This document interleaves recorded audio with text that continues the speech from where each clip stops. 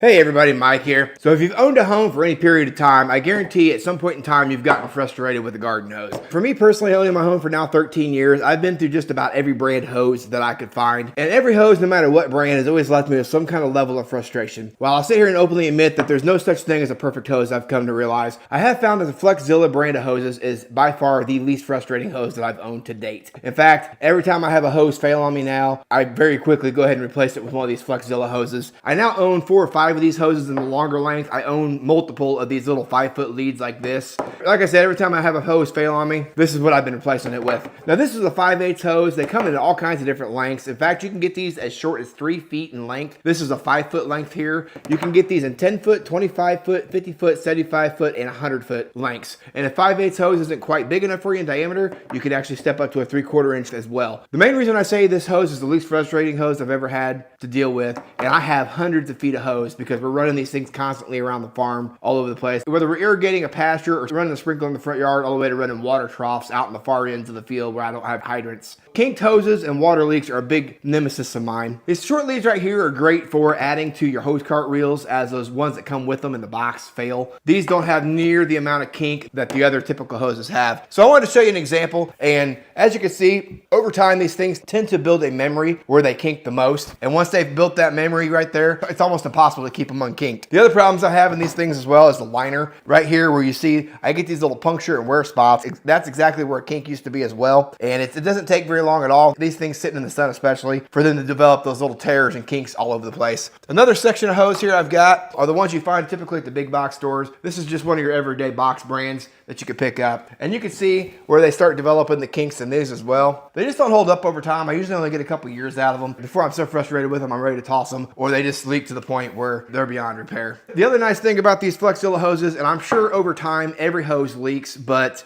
in my experience anyway, so far in the last 4 or 5 years that I've been running the Flexzilla line, is I don't get near as many leaks here at the end of the connections, and I don't have to replace as many of these for that matter. These have held up extremely well over the years for me. The ends on these are just about as durable as anything else I've come across. They thread on pretty much flawlessly every time. Now, one thing I want to make sure I reiterate though is when I say that I have little problems with kinking, every hose is going to kink. If you get this thing out there and get it contorted in a spot, or if you run it around a sharp curve, it will kink, it will restrict water flow. The nice thing about this hose though is it doesn't develop a memory in those kink areas near as bad, if at all, as the other hoses do. So if you do get that thing in a bind like this, you're not doomed for the rest of this hose's life. You can just get that thing back up straight. It retains its factory memory like you see here for the most part, and just keeps on working. Now, like I said, I'm running hundreds of feet of hose. Most of you are probably only looking for 1 or 2 hoses at most, but what I have found as I've purchased these hoses is that these Flexzilla line aren't really any more cheap or more expensive than your typical hoses that you're already buying anyways. While I would rate this as a medium duty hose, not a heavy duty hose, I would still say this is by far the least frustrating hose that I've come across. So if you're looking for a new garden hose, or you're looking for something you're not going to cuss the entire summer season, check out this line of Flexzilla hoses and see what you think. I think you're going to be pretty happy with this in the end. It's by far been the best hose I've ever owned. That's all I've got for you today, guys. I appreciate you watching. I'll catch you guys on the next one.